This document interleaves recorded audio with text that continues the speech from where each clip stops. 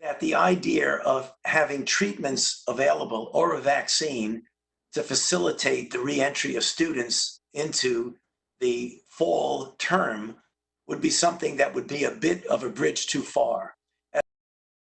If this were a situation where we had a vaccine, that would really be the end of that issue in a positive way. But as I mentioned in my opening remarks, even at the top speed we're going, we don't see a vaccine playing in the ability of individuals to get back to school this term. What they really want is to know if they are safe. Thank you, Senator Casey. Senator Paul. Dr. Fauci.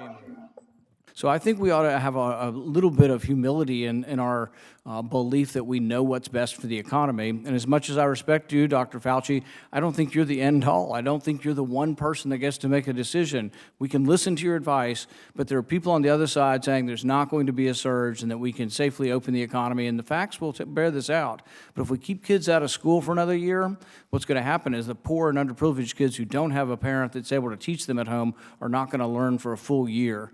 And I think we ought to look at the Swedish model, and we ought to look at letting our kids get back to school. I think it's a huge mistake if we don't open the schools in the fall. Thank you. Mr. Chairman, can I respond to that even though there are only 32 seconds left? I have never made myself out to be the end-all and only voice in this. I'm a scientist, a physician, and a public health official. I give advice according to the best scientific evidence. There are a number of other people who come into that and give advice that are more related to the things that you spoke about the need to get the country back open again and economically. I don't give advice about economic things. I don't give advice about anything other than public health.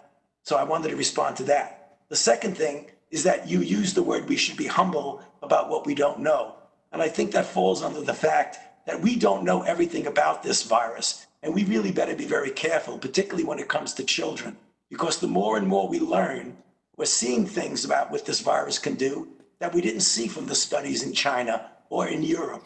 For example, right now, children presenting with COVID-19 who actually have a very strange inflammatory syndrome, very similar to Kawasaki's syndrome.